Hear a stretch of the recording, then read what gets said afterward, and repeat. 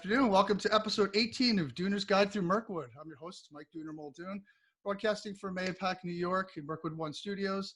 Got a special guest, Jack from BiCoastal Productions. We'll introduce him in just a minute. Before I do that, exciting week this week. Tomorrow I'm introducing a new show, Dooner's Guide Through Weirdoville. So it's going to be a kind of a historical look back at three local punk labels. Right, so Malcolm Tent in Danbury, Connecticut had TPOS Records, which he still has. He's had since about the mid-'80s. Jim Gibson had Noiseville Records, which he started, I think, in 1989 with the Breakdown single. And then Nose Hair Records was started by Alan Mack in about 95.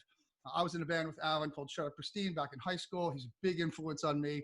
We lost touch in the years passing, and he passed actually last year. Ironically enough, his mom had called up Big Jim's record store, asked if he wanted to buy his son's collection. He bought it. Unbeknownst to Jim, it turned out to be all of Nose Hair's back catalog, right? It's not huge. They put out a couple 7-inches. I have hundreds of them now. So I'm the shepherd of Nose Hair, and I'm going to represent them in Dooner's Guide Through Weirdoville. So, you know, it's going to be the story of, again, right from the beginning, where they began, each of the labels, going through all the releases, a lot of cool punk bands, a lot of crazy punk bands, bands that nobody's even thought of or heard of for years. So we're going to bring them back. It's going to take a while, so I'm excited for it, and the first show is going to be tomorrow. So stay tuned for that. Also, Big Jim Gibson has his third episode, might be his fourth. He had one in the can that I didn't know about, and I watched it, and it's awesome. So I think I'm going to talk to him about making that episode 3 and then record episode 4 this week for Big Jim. Also, I've been starting a poster store, right? So doonersworld.com. Going to be selling autographed items, posters. I'm going to show some of them later. Jack, I didn't tell you about that, but we're going to have a little show and tell later. Some good rock and roll history. So that's my updates for today. It's Monday. I hope everyone's having a good day, had a good day. Let's introduce my guests. So Jack, welcome. Thanks for coming on the show. Hey, thanks for having me. Appreciate it. Good to be here. Yeah, man. So BiCoastal Productions, tell my listeners and me a little bit about who you are, what you do. Sure. Well, I'm Jack Forman. I'm Executive Vice President over at BiCoastal Productions. We're a entertainment agency based in New York City. We book concerts. We book tours for all kinds of different shows, whether it be classic rock, modern pop, dance, comedy, spectacle, you name it, we do it. We're all over the place. And, I've been doing this with this actual company for about 6 years now, but I've been in the business ever since I got out of college and really haven't looked back, even though I probably should have sometimes. And oh, very cool. Very good. A rock and roller true at heart, right? So yes. Obviously this has affected your company and your day to day, right? As it has everybody. I think you've probably been hit a little harder than most. I worked in the IT industry supporting hospitality, so you can imagine they're in the same boat. But obviously, people aren't touring, concerts aren't happening. We've seen a lot of things online, right? People doing it. A lot of times, it's hard for artists to make a buck doing it, though. So tell us, how's it been? What's the experience like? In the beginning of the pandemic, what kind of things did you put in place to try to help, and then where do we go from here? You know what? We had to adjust very, very quickly. We had very little time to kind of digest it all and let it process. If you're not representing a roster of artists, you generally will have a lot more time. But when you're entrusted with numerous people's careers and life's work when it comes to their music, you really don't have the luxury of time to just kind of sit there and say, well, let's just see what happens. And for a lot of our artists, what we've been doing is trying to find these great new ways that they can engage their audiences, whether it be through a ticketed live stream or creating great new content or making a concert film that they maybe were never planning on releasing, and they'll release it for free, or they'll find some sort of a cause to align with. But right now, what we're really trying to do is get ready for the next wave of concerts, whatever it's going to be. We're prepared to not see a single concert until well into next year, if need be. I hope not. It's crazy. I have shows booked as soon as next month that still haven't been canceled. So I don't know what's going to happen, but there's really no way of telling when the shows are either going to happen or at least be allowed to happen with a full house. Most of our shows are going to be scaled down with cap or quarter cap, and there's going to be quite a bit of a rise in live streaming, which is where we've dedicated a lot of focus into ticketed live streams and regular, and it's a whole new world, but it's keeping us on our toes and keeping us honest, honestly. Well, and the other thing is it works, right? So I'm a big Fish fan, right? You know the band Fish? I've seen them 146 times, right? I've traveled the country. I've only seen them once. I've seen them 146 times. I've traveled the country. 95, I did the whole summer tour, 23 shows in 30 days. I've seen them all over. But now I'm an old man, right? So I happily pay $25 for a web stream. I watch it on my big screen. There's no line in the bathroom, getting out. There's no traffic getting out after the show. And that's become part of my life, like New Year's Eve, or if we don't go out and do something, I'll have the fish stream up. Right. So I've adjusted. I've been doing that for years. But the point being is that and I enjoy it. I really like it. I think so. A lot of people are forced into this and are probably resistant to it. But I think, people are going to start turning and accepting it, realizing there's some benefits to it. Granted, there's nothing different, nothing better than being in the room with the live act. I get it. I've seen 400 concerts. I totally get it. But the next to best thing is being comfortable on your couch with a drink, watching the same thing in high definition. Well, if you're a Fish fan, you'll know all about adapting, adjusting, and being a road warrior, almost as if you're part of the band, because that's how they treat it. And yeah, as much as I'm not a huge Fish fan, I've seen them live, blew my mind. But I mean, I can definitely see if you're a big fan of something like that, where you're really a dedicated, lifelong fan, being able to support that artist at a time like this from your own home feels really special, and it feels right. Absolutely. I agree. So I think that's something that's going to grow more, and that's, there's some hope in that avenue, I think. Yeah. Absolutely. Which is good. Huh? So obviously you haven't been traveling you haven't been doing anything in the office, right? So no, getting to enjoy my home office, which you can see behind you. I created it kind of from scratch. I mean, I've worked from home before with this company. It's just I'm on a team where I really always needed to be in the office or be in the city for God knows whatever reason. But now I've kind of settled into being at home, and I may be here for a while, even when things open up. I'm definitely loving not commuting in every day. My wife and I have a 1-year-old baby, and oh wow, yeah, getting to spend every morning, and every night just seeing the kid from a young age to where she is now since this quarantine began it's really been a blessing in disguise. So I'm not going to lie, I'm not complaining about that aspect of this. But yeah, I take that for granted. I've been in IT for 20 years, so I've had that work from home option for a really, really long time. I take it for granted, and I had it when I had my baby as well. So you're right. You can't put a price tag on those minutes and hours that just go by so quickly. So cool, man. Kudos to you. That's great that you're getting that benefit from this, right? Got to try to find the silver lining.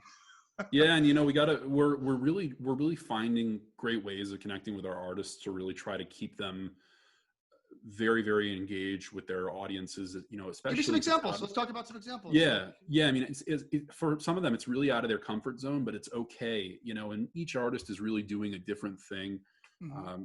You mentioned earlier, represent Lee Rocker from the Stray Cats. Love Lee Rocker in the great. Cats. Oh my God, I was thinking about that earlier, Jack. I'm a huge fan of the Ramones, and the Ramones and the Cats they're just so fucking cool. They're cool. Well, it's that same. Cool. What's funny about you mentioned the Ramones? What Lee told me, because I called him probably the week of this, and I said, "Be ready for some show cancellations and be ready to cancel some European shows."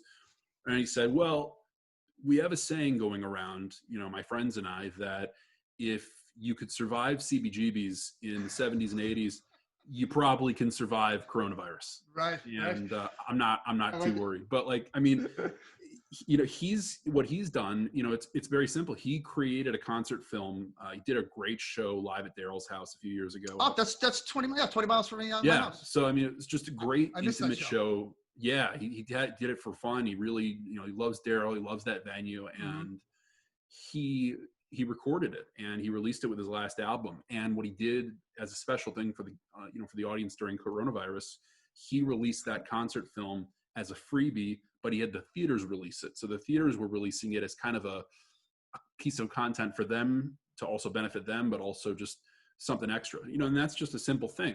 Yeah. Whereas some of my other artists really created custom, full-length coronavirus concert specials where they, got on screen and really were creative about it. And then others are doing ticketed live streams. So it's really, it's different across the board. But, for Lee, being able to release that, just fully made concert film was a great piece of content for him. Is it, how can people see that? Is it available online? Yeah. I mean, if it's probably going to be posted by one of your local performing arts centers. If you've got one, he really targeted those people, but it's also, I mean, I shouldn't necessarily say this, but it's hidden in the archives of the Daryl's House Facebook. I was going to say, Daryl's records all their shows, and unless they make a real statement. I know Rusted Root, I saw Rusted Root there, and they were great recordings too. Daryl does it right. Yeah, I mean, the room is amazing. You can't get a bad sound in that room. So we were like, we need to record this, and sure enough, that's what he did. And other artists are doing, we filmed a concert special for our guys, the Hitmen down in Florida. Another amazing group. Yeah. Thank you. Yeah. And they're releasing it on PBS down in Florida eventually, but they released it as like another type of thing, a special just in the meantime. So it can't. Have you actually done any like cameos or actual personal meetings? Because I've noticed that I've used cameos for I don't know if you've seen it in my advertising, but everybody say great googly moogly, a Zappa thing. And I had the David Hasselhoff one is just my piece de resistance. It's my favorite when he does the whole Knight Rider with their central scrutinizer. But I've noticed that there's a new thing where now that on Cameo, they're offering small meetings with fans. So we can meet with 5 or 6 people. It's not cheap, $400, $500, depending on the artist, but you get 15 minutes or 20 minutes. And if you have a huge Stray Cats fan who can grab his buddies and drink and sit with Lee, and ask some questions like that, and he can make some money, and it's not gouging. It's mutually beneficial, and it's, market value for what you get. It's again, creative ways to try to make people happy and keep the artists alive. It's the balance, right? We were approached by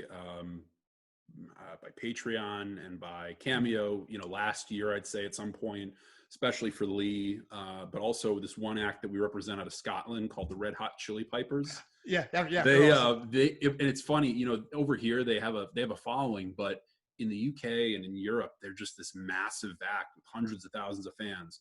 And they actually approached us for them because all these Europeans were like, oh, well, if you can get us a recording, we pay £20 for a recording, or £100 even for a recording of them playing the pipes and giving me a shout out. And, we entertained it. It just wasn't really the right time. And we weren't really looking to do as much of that. Now this platform called Veeps has reached out. We've been in regular touch with them. And that's a great one where it was kind of created for a similar VIP experience between artists and fans, but we are using it for its live streaming concert ability. Brandy Carlisle hopped on there a couple times in the last month and did some great ticketed live streams. It's a great way for artists to make money. Yeah. We're trying anything. What's that called? Veeps? VEEPS? Yeah, Veeps. It was started by these 2 guys from the band Good Charlotte from early 2000s. And, we're toying with all kinds of stuff like that. I was on the phone with a guy this morning who has a service where you can literally pipe in audience cheering, where the audience can cheer into their phones and it pipes it into the broadcast. That's pretty cool. We're experimenting with everything. We want to be ahead of the curve. It's getting closer to bringing that magic of the room to our homes. It's not there. It's me watching a Fish show is like 50% there, but once you do things like you're talking about, now you're building it up a little bit to that actual experience, right? So you gotta get the stale beer smell in the room, and then you can be in a club, right? Yeah, well, with you won't have the lights though. I've honestly to keep going back to this. I've never seen anything like the lights at a Fish show. I know they are pretty. Nothing is ever compared in my entire life. Yeah, so. Chris Carota is he's part of the band. He's definitely part of the band, part of the experience for sure. For sure, he's a magician with the lights. No 2 ways about it. So, do you have any connections to Zappa in your repertoire? I'm thinking of who we can have maybe do cameos for my show for saying some fun Zappa things. I know you had someone in the Hitmen recorded with the Turtles, right? It was Steve Murphy from he's the drummer. I mean, he's worked with just about everybody, and I'm sure at least 1 or 2 of the guys in the Hitmen have a connection to Zappa. You got to ask him for me, man. You got to ask him for me. I will. Yeah, I will. It's funny. The one person whom I know, and I don't represent this guy. I've met him once or twice, and we did a show with him. It was this guy, Fee Waybill from the Tubes.